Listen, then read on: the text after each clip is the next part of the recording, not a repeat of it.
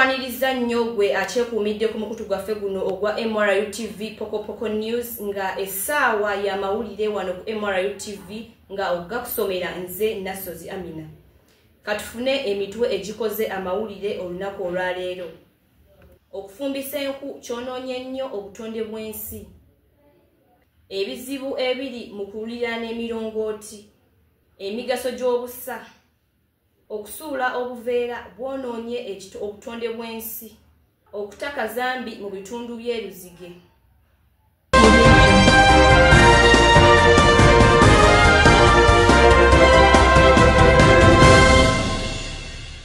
Ensangi zino bantu bangi nnyo abatandise okukozesa obusa okuvaamu ebijimusa, era nga kino kiviiriddeko abantu bangi okubanga beefuniramu akasimbi akababeezaawo. Katufune ebisingawo okuva omusasi waffe Mugema Rodin. Wadde nga bangi kibatwalidde ebbanga okuzuula emiganyiro egiri mu busa, emigaso egy'enjawulo, olunaku olwaleero MRU TV erina byekkuŋŋaanyirizzaawo okwongera okukuumira mu kumanya naddala ku migaso emingi enfofoolo egikwata ku busa.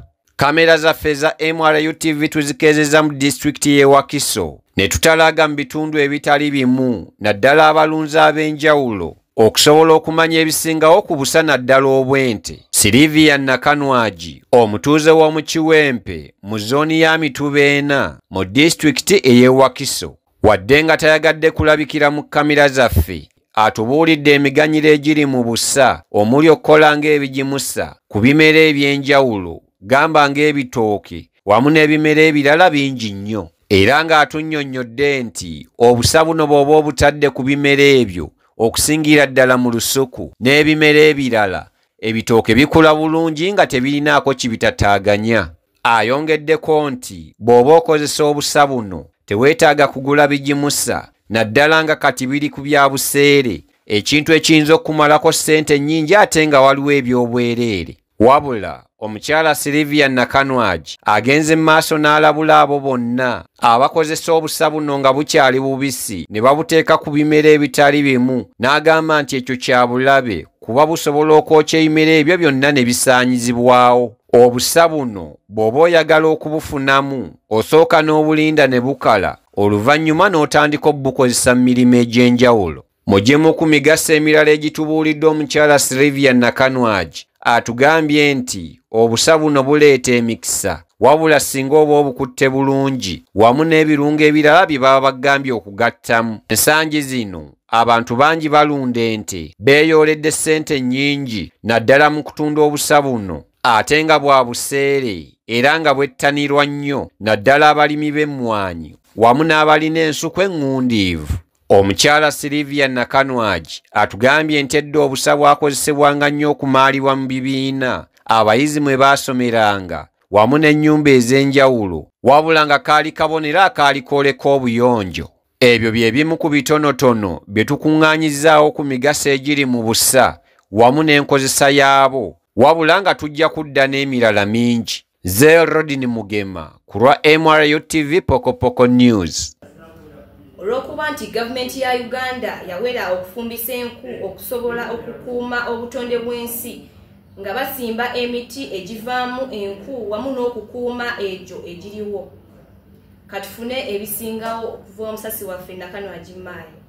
Gavumenti ya Uganda ng'eyita mu bitongole byayo eby'enjawulo omuli NFA, NEMA yawera okutema emiti okusobola okukuuma obutonde bw'ensi, wabula abantu bangi mu byalo bettanidde okusaanyaawo ebibira okusobola okufuna kye bafumbisa emmere. Okufumbira ku nku kyolekeddemu ebizibu bingi eri abo abazikozesa omuli ebbula ly'enku, omukka, omuliro, obutafaanaganako ng'abo abafumbira ku masannyalaze.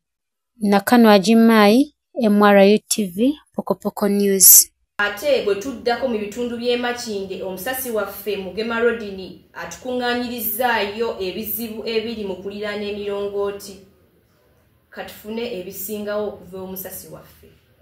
Tekinologiya ng'akutte wansi ne waggulu, waliwo ebizibu ebibuusiddwa amaaso, kyokka nga buli lukya byeyongera.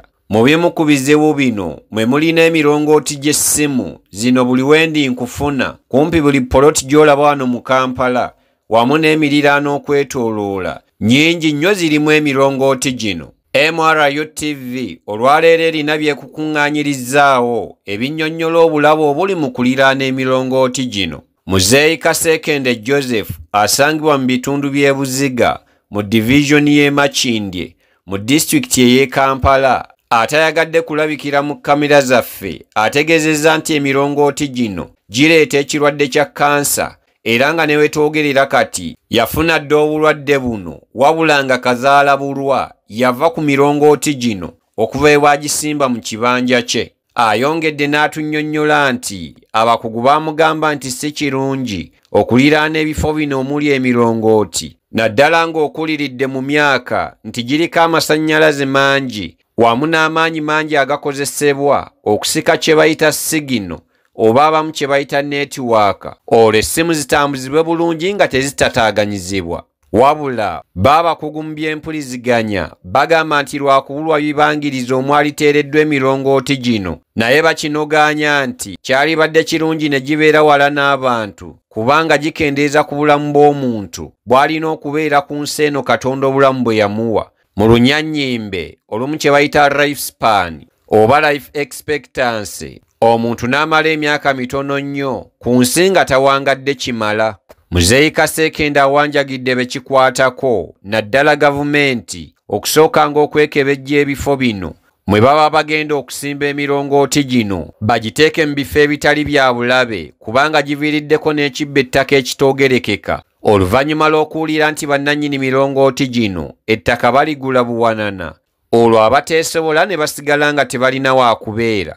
Omwami Kasekende akubirizza nnyo n'abantu abatunda ettaka okwegendereza ennyo kubanga si buli kitundu kiteekeddwa okubeeramu emirongooti olw'ensonga nti abamu tebagoberera na mateeka wabula nga bali mu katale ka kuvuganya. Emboozi eno tugenda sigala tugigoberera tujja kuleetera ebisingawo. Rodin Mugema ku lwa MRU TV Pokopoko News. Mutesa the First Royal University informs all students, parents and guardians that registration of students for a new academic year is ongoing at her headquarters in Chirumba Masaka and Kakamega campus. The university has got programs at both diploma and degree levels in the field of ICT, business, education, social culture and development studies, mass communication, civil and electrical engineering. All programs at Mutesa the First Royal University are accredited by the National Council for Higher Education and taught by highly qualified academic staff at affordable fees. Therefore, students who completed Senior 6 are requested to come at our campuses at Chirumba Masaka or Kakamega to apply. Remember to come with the following: birth certificate, O and A-level certificate, a registration fee of 42,500, 2 passport photos, plus IDs of the previous school. For more information, contact us on the numbers below. Otuddako mu bitundu by'e Katwe Nsambya obuveera busuulibwa buli wamu nga kino kiviiriddeko okwonoona obutonde bw'ensi. Katufune ebisingawo okuva omusasi waffe. Mu bitundu by'e Katwe Nsambya obuveera busuulibwa buli wamu nga tewali yeefiiriddeyo ku butonde bwansi nga buno busuulibwa buli wamu okugeza ku nguudo okumpi n'emyala okumpi n'amayumba g'abantu era nga kino kiviiriddeko emyala okuzibikira. Abakugu mu by'obutonde bw'ensi bagamba nti obuveera okusuulibwa oba okusaasaanyizibwa kiviiriddeko ebitundu ebyenjawulo okubeera nga byatuumibwa n'amannya ku lw'obukyafu kosa n'okwesuulirayo ogwa Naggamba mu kulongoosa ebitundu byabwe. Yo gavumenti ya Uganda yateekawo amateeka agongera okukendeeza ku nsaasaanya y'obuveera mu bitundu ebyenjawulo naye abantu beesuuliddeyo ogwa Naggamba era amateeka gano tebagagoberera.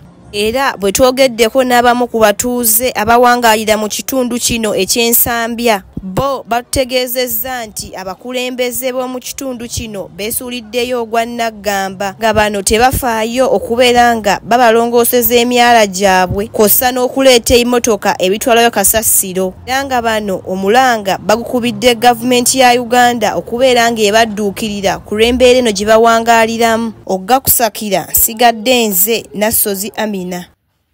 Eyo nga tuvuddeyo tuzeeko mu bitundu bya Luzige ebisangibwa e Mengo nga eno Kazambi ye yeeriisa enkuuli mu myala gy'abantu kw'ossa ne mu mayumba g'abantu. katufune ebisingawo okuva omusasi waffe. Kazambi ye yeeyongedde okweriisa enkuuli mu bitundu by'omu kibuga Kampala era ng'olunaku olwaleero tukuleetedde amawulire mu kitundu kya Luzige ekisangibwa e Mengo nga eno abatuuze bawangaalira mu mbeera ey'ennyamiza era nga bano bawangaalira okumpi n'emyala Kazambi ono mwakulukutira. Tusobodde okwogerako n'abamu ku batuuze abawangaalira okumpi n'ekitundu kino batubuulire embeera eno eya Kazambi okuba ng'akulukutira okumpi n'ennyumba zaabwe bagiwangaaliramu batya. Kyo kituufu embeera gye tuwangaaliramu yeeraliikiriza yo nga yo. Ndowooza era nawe nga woze Kazambi wuno akulukuta abaana baffe bwe bazannyira naffe oluusi enkuba naddala neetonnye naye oluusi Kazambi ayingira mu nnyumba zaffe. Kyolina okumanya embeera ya bweraliikirivu era singa kibeera kisobola nti nno kati nga bakansala oba omukulembeze Uganda ba gavumenti nabasobola tulongooseza nga ddala mu bino ebitundu bye tuwangaaliramu tukolera emyalo emirungi kibeera kituyamba. Embeera gye tuwangaaliramu eno abakyala baffe bafumbira kumpi n'emyala ng'ate tuliranye emyala naye ng'ate abaana baffe balwala kati n'olwekyo munaye tulowooza ku birwadde byonna ebikola ki ebibakwata saawa yonna nga bano basabye gavumenti ya Uganda okuba ng'ebadduukirira ku lw'embeera eno gye bawangaaliramu. Sigadde nze Nasozi Amina. Weebale nnyo gw'abadde akyekuumidde ku mukutu gwaffe guno ogwa MRU TV era nga teweerabira okusubscribinga ku mikutu gyaffe egy'enjawulo. Sigala ng'okyekuumidde ku MRU TV okugakusomera. Sigadde nze Nasozi Amina.